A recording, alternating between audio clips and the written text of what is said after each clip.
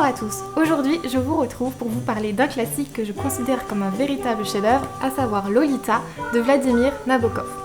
Lolita est sorti en 1955 et a tout de suite subi la censure et les polémiques, alors que maintenant le livre est considéré comme l'un des plus grands chefs-d'œuvre de la littérature. Alors Lolita, de quoi ça parle? En une phrase, c'est l'histoire du professeur Humbert Humbert qui va nouer des relations amoureuses avec la jeune Dolores Haze, âgée seulement de 12 ans au début de leur relation. Le prénom Lolita a su marquer les esprits parce que c'est devenu un véritable nom commun. On appelle cela en figure de style une antonomase, comme Don Juan ou Apollon par exemple, et désigne maintenant des jeunes filles aguicheuses ou à la sexualité précoce, on va dire. Et c'est vrai que c'est une référence qu'on peut retrouver dans la culture populaire, par exemple dans la musique avec Britney Spears début 2000 ou Alizée.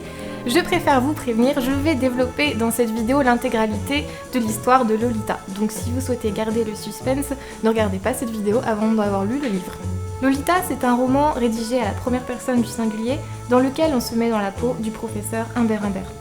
L'histoire commence par la jeunesse d'Humbert Humbert et notamment sur son premier amour avec Annabelle, âgée de 13 ans, qui va mourir du typhus quelques mois seulement après leur rencontre. Quelques années plus tard, on retrouve Humbert Humbert marié qui s'apprête à divorcer parce qu'il vient d'apprendre que sa femme le trompe. On ne peut pas dire qu'il était exemplaire non plus parce qu'il s'adonnait à des relations tarifées avec des jeunes femmes pour assouvir son envie de nymphette. Arrivé aux États-Unis pour exercer son métier de professeur, Humbert Humbert va alors loger chez Charlotte Haze. Charlotte Haze étant la mère de Lolita. Si Humbert Humbert accepte de loger chez Charlotte, c'est parce qu'il a vu Lolita langoureusement allongée dans le jardin. Très vite, Lolita va rappeler à Humbert Humbert Annabelle et il va tout faire pour se rapprocher d'elle. La jeune fille, très espiègle, elle va tout faire pour entrer dans son jeu. Assez rapidement, la mère de Lolita, Charlotte, va également tomber amoureuse d'Humbert Humbert, qui lui n'a Dieu que pour Lolita. Charlotte va demander à Humbert Humbert de l'épouser. Même s'il ne l'aime pas, il va accepter uniquement pour rester auprès de Lolita. Pendant toute la durée de son séjour, Humbert Humbert exprime son dégoût pour Charlotte et son amour pour Lolita dans un journal intime. Après leur mariage, Charlotte va tomber sur le journal intime d'Humbert Humbert. Horrifiée, elle va vite écrire des lettres pour dénoncer le comportement de son mari. Alors qu'elle s'apprête à poster les lettres, elle se fait malheureusement écraser par une voiture. Un voisin pensant être bien intentionné va récupérer les lettres et va les redonner à Humbert Humbert qui va devenir le tuteur légal de Lolita. Pendant ce temps-là, Lolita était à un camp d'été où elle a pu vivre ses premières expériences sexuelles. Humbert Humbert va alors la récupérer et ne va d'abord pas lui annoncer la mort de sa mère. Après avoir récupéré Lolita, ils vont s'arrêter tous les deux dans un hôtel et au petit matin vont connaître leur premier rapprochement sexuel. C'est alors que commence la seconde partie représentée par un véritable road trip à l'américaine. Après avoir parcouru la route pendant de nombreux mois et enchaîné les hôtels, Humbert Humbert et Lolita vont emménager ensemble et la jeune fille va reprendre une scolarité normale. Après quelques mois ponctués de scènes de jalousie et de crise, Lolita et Humbert Humbert vont encore reprendre la route. C'est alors qu'Humbert Humbert va remarquer qu'une voiture les suit. Il s'agit en fait de Claire Quilty, qui est l'amant de Lolita depuis déjà quelques mois. Le personnage de Claire Quilty ressemble étrangement à celui d'Humbert Humbert, en encore plus dérangé. Il ne cache pas son penchant pour les jeunes filles en rédigeant des pièces de théâtre appelées La Petite Nymphe ou Pour l'amour d'un père. Lolita étant souffrante, Humbert Humbert l'emmène à l'hôpital. Elle en profite alors pour s'enfuir avec son amant Quilty après avoir extorqué de l'argent d'Humbert Humbert en échange de faveurs sexuelles. Pendant plusieurs mois, Humbert Humbert va essayer de retrouver Lolita. On retrouve le même road trip qu'au début de la seconde partie, mais dans le sens inverse. Lolita habite avec Quilty qui va lui demander tout simplement de jouer dans son film pornographique. Elle va refuser et il va la mettre dehors. Je saute plusieurs passages et on retrouve Humbert Humbert 3 ans après qui va recevoir une lettre de Lolita. Dans cette lettre, Lolita lui annonce qu'elle est enceinte et mariée et qu'elle a besoin d'argent pour pouvoir s'enfuir en Alaska. Humbert Humbert est alors bien décidé à aller se venger et à tuer le mari de Lolita. Lorsqu'il arrive, il se rend compte que le mari de Lolita est sourd suite à une blessure de guerre, donc va prendre pitié de lui. Il va accepter de donner tout son argent à Lolita en échange du nom de l'amant pour qui elle l'a quitté 3 ans auparavant. Humbert Humbert apprend donc l'existence de Quilty et est bien résigné à se venger. Il se rend chez lui, il l'assassine, il est accusé de meurtre et se retrouve en prison où il va rédiger le roman Lolita. Humbert Humbert va mourir d'un infarctus quelques jours seulement avant son procès. Quant à Lolita, elle va mourir en donnant naissance à son bébé mort-né. Lolita est une œuvre de fiction, mais ce que j'aime avec ce livre, c'est que tout est fait pour faire croire que l'histoire est réelle. Effectivement, Nabokov utilise des procédés très récurrents, comme par exemple des initiales, comme si des prénoms doivent être camouflés, certains prénoms ont été modifiés, le fait d'écrire dans le journal intime, et également le fait d'insister sur le fait que l'histoire a été rédigée par Humbert Humbert en prison juste avant son procès pour meurtre. Le choix de Nabokov d'utiliser une narration interne lui permet de ne pas prendre parti sur l'immoralité du personnage d'Humbert Humbert. Effectivement, jamais les mots pédophilie, inceste ne vont apparaître sous la plume d'Humbert Humbert. Et les descriptions et le comportement de Lolita ne sont pas fiables parce qu'elles sont exprimées uniquement par Humbert Humbert. En effet, la première relation sexuelle de Lolita et d'Humbert Humbert n'est pas présentée comme un viol, mais comme étant à l'initiative de Lolita.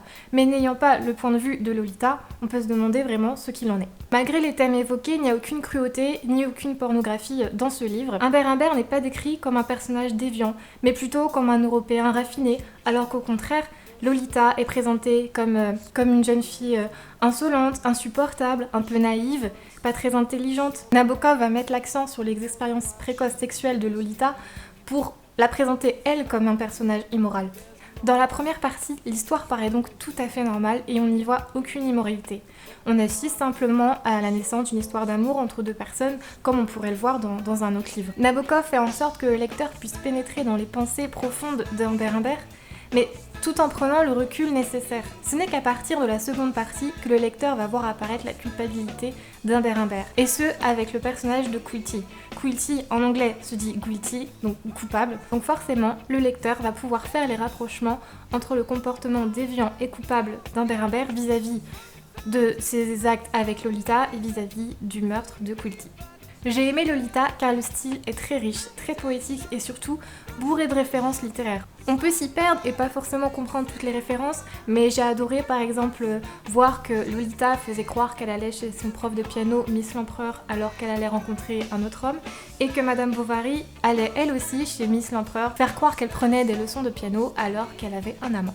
La première partie sur la séduction de Lolita est la plus intéressante. La seconde a un petit peu moins de saveur, mais le dénouement magistral fait que le lecteur a du mal à quitter ce livre. J'ai aimé voir s'épanouir le personnage de Lolita, qui est présenté comme vulgaire et innocente, un petit peu comme l'image de l'Amérique profonde des années 50. Mais derrière son rôle, on y découvre quelqu'un de très intelligent, très drôle, très espiègle. On y voit une adolescente en conflit avec sa mère qui se rend compte de son pouvoir de séduction et qui va en jouer avec les hommes. Quant à Humbert Humbert, il est difficile de le détester, même si son personnage est très révoltant. On prend vite pitié de lui, mais même on espère qu'il arrive à séduire Lolita et on est vraiment triste pour lui à la fin quand il est manipulé par le personnage de Lolita. Ce qui est beau avec ce livre, c'est qu'il n'y a ni prédateur ni proie.